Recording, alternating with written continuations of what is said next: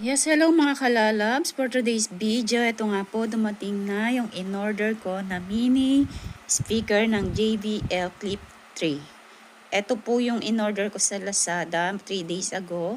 Ngayon po andito na po siya. Ang bilis niya lang po ma-deliver. In-order ko to para kapag magra-rides ako kami ng asawa ko, hindi kami maboboring sa biyahe. Meron kami music na pinapakinggan. Saka ito po guys, original po siya ha. Ipopost ko po yung price niya kung magkano ko siya nabili. Meron kasi mga neto mga peke na nasa 200, 400, 300 yung mga price. Pero hindi po talaga maganda yung tunog niya. Ito po talaga kakaiba. Ang ganda po ng sounds niya. Worth it po.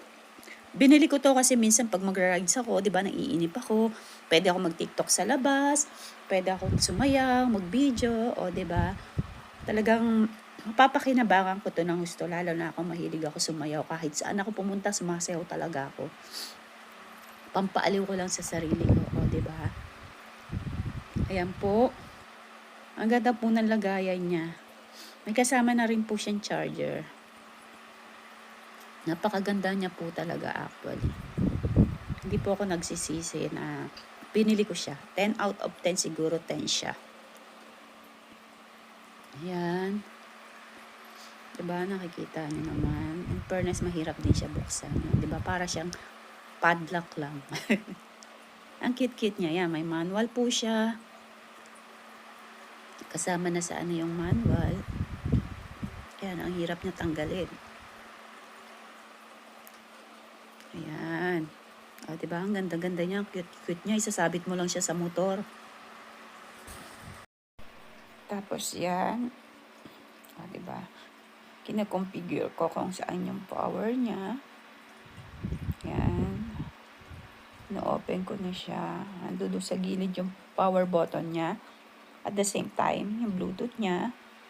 Bluetooth po siya. Madali lang po siya i-connect sa mga cellphone natin. At sobrang ganda po talaga ng tunog. Ayan po yung charging point niya. Kung saan pwede mo siya i-recharge. Yung Bluetooth at yung power on. Ayan. Ipapakita ko sa inyo kung gaano siya kaganda yung tunog niya.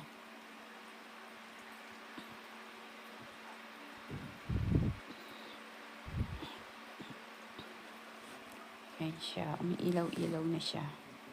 I-connect ako siya mamaya sa aking cellphone through Bluetooth.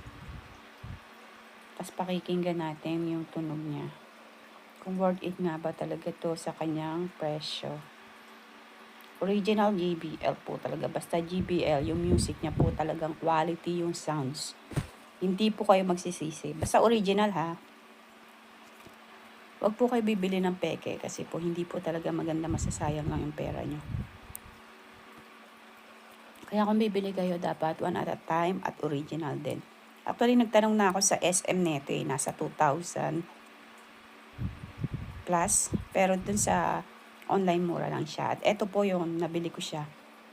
Diba? 1,860.